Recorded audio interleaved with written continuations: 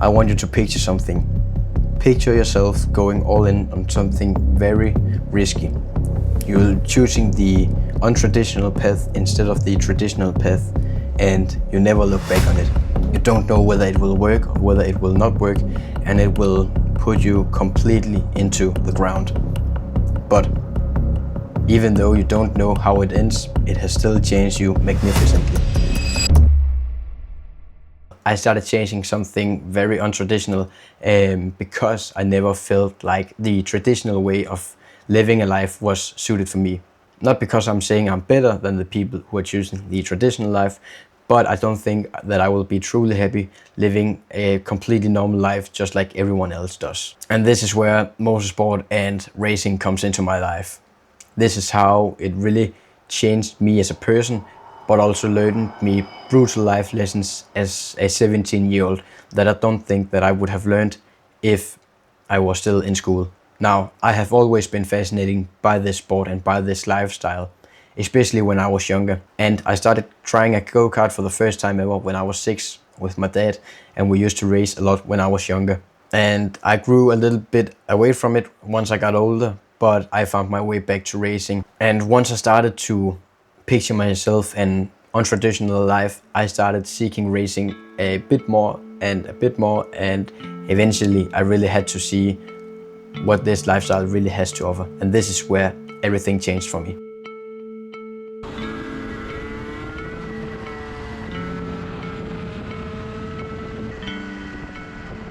At first I thought that everything about racing was motivation and talent, most likely talent only. But what I really learned about me as a person was discipline and hard work and the mentality of believing you're the best by being so delusional. I've learned that all meant way more than just motivation and talent, which I thought in the beginning of starting this motorsport journey. I used to be almost completely green about everything that was technical understanding in karting, how the track evolves, how the tires work, how they peak or when they peak, why the most optimal tire pressure is this and not that.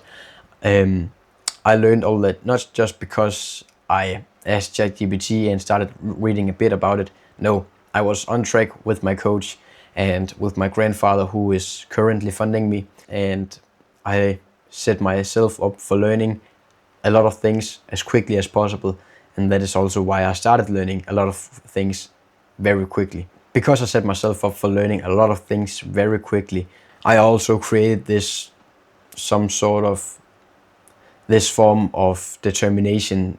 I used to spend a lot more hours of really trying to understand the track conditions and how the whole track is evolving, and also tires, how they are performing less and less and less because they get worn out. And we also invested in a trip to Italy to try to drive in extreme grip conditions, which also expanded my whole understanding about the whole technical side of karting a lot more and a lot more quickly now. And for some of the first races in this season, I can actually already use what I've learned in Italy in terms of driving in very high grip conditions. That race started very bad for me and also ended very bad, but it was really peaking suddenly and before it crashed, but that's another story. And I'm going to dive deeper into the race weekend later in this video.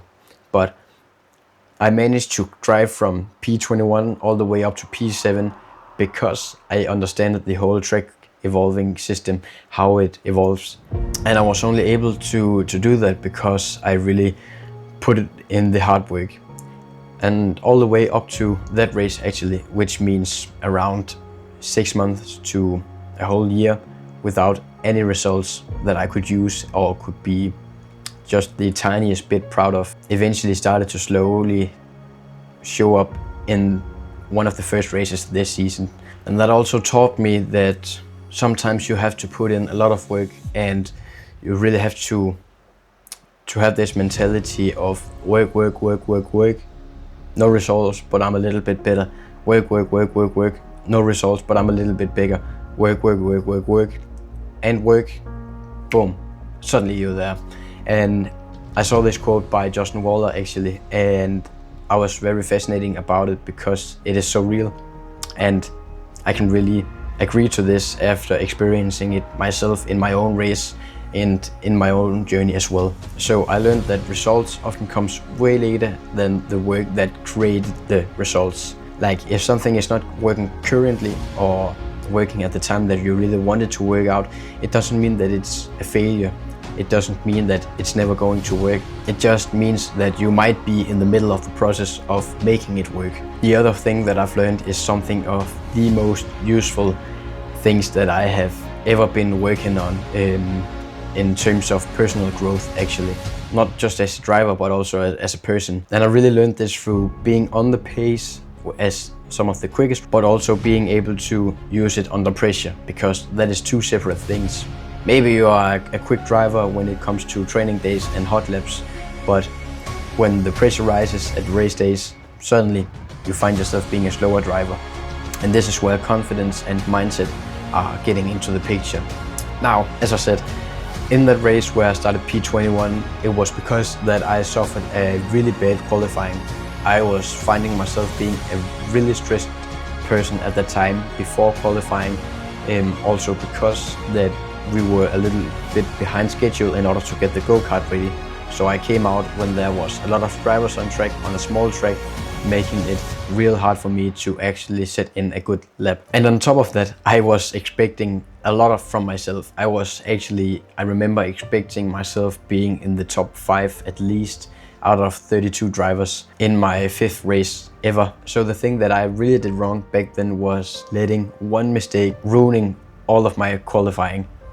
Just one mistake, and that was about being stressed and also worrying a lot of how the result was and not just focus on what I needed to do. After that, I also talked to my coach about this, and he actually told me to try and lower my expectations and just having focus on pretty much one turn at a time and see the process and not just the result that I was chasing. So I started to lower my expectations about myself, and I actually also started to climb up the field, and suddenly I found myself in around P7. And that's where I found out that my true confidence wasn't in saying to myself that I know that I was going to win, because that would also set my expectations a lot higher than what I know that I could achieve at that moment.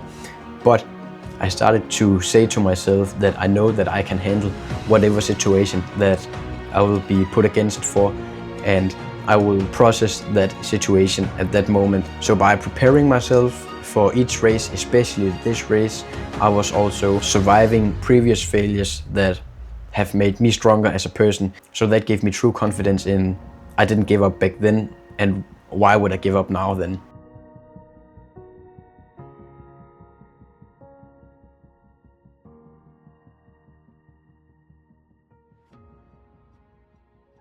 The third thing I learned is actually the most important thing for me on this journey and also in my life after I experienced this, and that is honestly to have faith and believe in Jesus.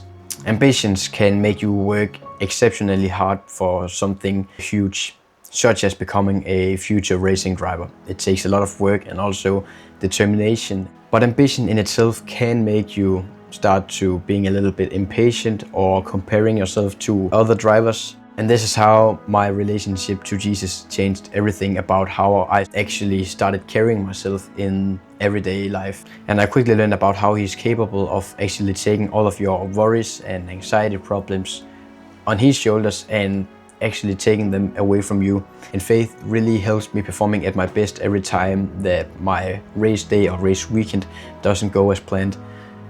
Because I know that there is a bigger plan for me out in the future, no matter what. But after I started following Jesus, I'm of course very frustrated if I'm having a bad race weekend, but a race weekend now is not going to tear me apart as it used to do, because I know that I now have Jesus with me and that he has a plan prepared for my life, which is really giving me a lot of peace in mind.